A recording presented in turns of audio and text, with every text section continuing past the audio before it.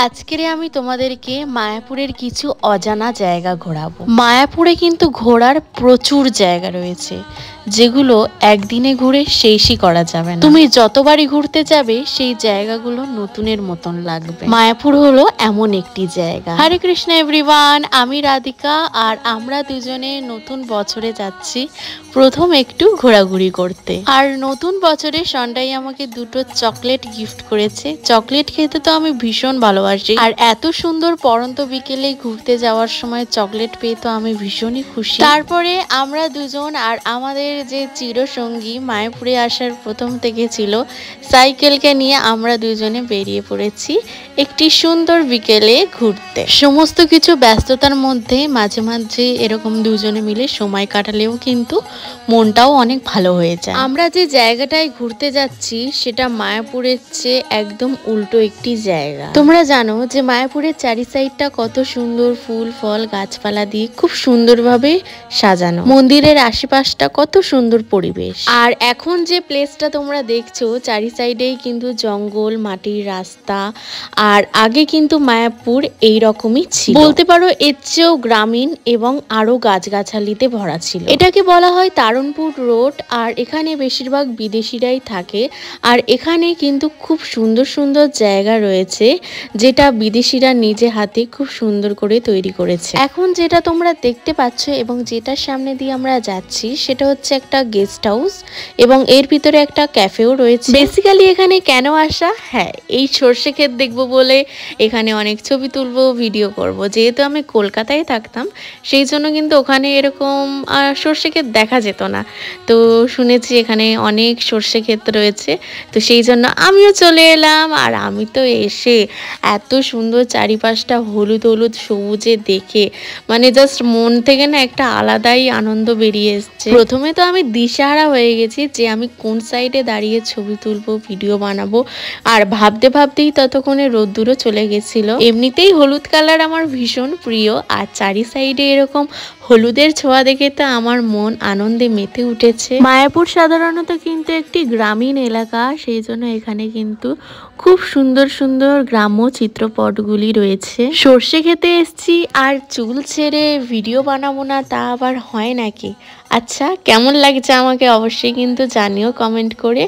যদিও আমি সেইভাবে প্রিপারেশন নিয়ে আসিনি যে এখানে ছবি তুলবো, ভিডিও বানাবো, না হলে শাড়ি পরে সুন্দর করে সেজেগুজে আসতাম। হঠাৎের প্ল্যানে আসা, তাই যেমন ছিলাম সেইভাবেই চলে এসেছি। এই ফুলটা যারা আমাকে অনেক ভালোবাসো, অনেক সাপোর্ট করো তাদের জন্য। একটা সত্যি কথা বলতে লাইফে ফার্স্ট টাইম এত কাছ থেকে আমার সর্ষে ক্ষেত দেখা এবং সর্ষে খেতে যাওয়া, এগুলো সত্যি বলতে একটা প্রাকৃতিক সৌন্দর্য।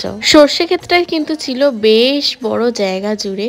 আর দেখতেই পাচ্ছ চারিপাশটা কত সুন্দর লাগছে, যার সৌন্দর্য কিন্তু আমি ফোনের মাধ্যমেও তুলে ধরতে পারবো না। আর এখানে নিজেরাই নিজেদের একটু কাপল শুট করছিলাম, পরে এডিট করে সুন্দর করে তোমাদের সাথে ভিডিওটা শেয়ার করব। এটা কি জানো, যেটার সামনে এখন আমি দাঁড়িয়ে রয়েছি এটা হচ্ছে মায়াপুরের গুরুকুল। আমি ঠিক জানি না, কিন্তু আমার জানা মতে শুনেছি এখানে মাতাজিদের অ্যালাউ নেই। দুনিয়া চলছে একদিকে আর এই গুরুকুলের শিক্ষা কিন্তু আর একদিকে। গুরুকুলে যারা থাকে এবং যে সমস্ত বাচ্চাদের এখানে শিক্ষা দেওয়া হয় সমস্তটাই কিন্তু শাস্ত্রীয় বিধান অনুযায়ী। বর্তমান যুগের সাথে এই গুরুকুল কিন্তু একদম অন্যতম। বর্তমান যুগের কোনো ইন্দ্রিয় সুখভোগের ব্যবস্থাই কিন্তু এখানে নেই। তোমাদের অনেকেরই প্রশ্ন ছিল মায়াপুরে যে হাতি পরিক্রমা হতো এবং আগে হাতি দেখা যেত, তারা কি রয়েছে? তোমরা নিজের চোখেই দেখে নাও। হ্যাঁ, তারা রয়েছে।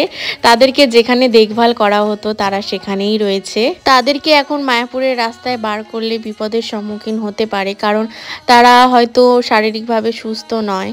তো সেই জন্য তাদেরকে এখানে রাখা হয়েছে। তাদেরকে সেইভাবে এখন বার করা হয় না, কিন্তু তারা মায়াপুরেই রয়েছে। তারা দুজন হচ্ছে বলতে গেলে একে অপরের সঙ্গী। আর তারা দুজন এখানে বেশ খুব সুন্দরভাবে রয়েছে। আর অনেক দিন পরে হাতি দেখতে পেয়ে আমার তো ভীষণই ভালো লাগছে। অনেকে বলে যে যারা এখানে ব্রহ্মচারীরা রয়েছে মন্দিরের সেবা করে তাদের কোনো টেনশনই নেই, তারা শুধু খায়, ভগবানের খাওয়া দাওয়া করে, ভগবানের নাম জপ করে।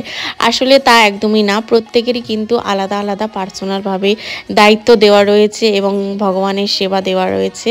তো এখানে দেখতেই পাচ্ছ প্রভুরা কি সুন্দর চাষ করছে এবং জমিটাকে তৈরি করছে। সকলেরই কিন্তু এরকম আলাদা আলাদা কাজ দেওয়া রয়েছে এবং জড়জাগতিক কর্মজীবনের চেয়েও এনারা আরো বেশি পরিশ্রম করে থাকে ভগবানের সেবার জন্য। তো এই ছিল মায়াপুরের রহস্যময় একটি অন্যরকম জগৎ, একদম মায়াপুরের একটি উল্টো সাইড। তোমরা আরো এরকম ভিডিও দেখতে চাইলে, পেতে চাইলে অবশ্যই আমার ইউটিউব চ্যানেলটাকে সাবস্ক্রাইব আর ফেসবুকের পেজটাকে ফলো করে রেখো মায়াপুরের আরো নতুন নতুন ভিডিও পাওয়ার জন্য। আর সকলের কাছেই আমার একটা অনুরোধ, যে যেখানে থাকো না কেন, যে জীবনের যাই পরিস্থিতি থাকুক না কেন, তার মধ্যে থেকেও ভগবানের জন্য একটু সময় বার করার চেষ্টা করো, নাম জপ করার চেষ্টা করো। Chant and be happy. দেখা হবে নতুন ভিডিওতে। হরে কৃষ্ণা।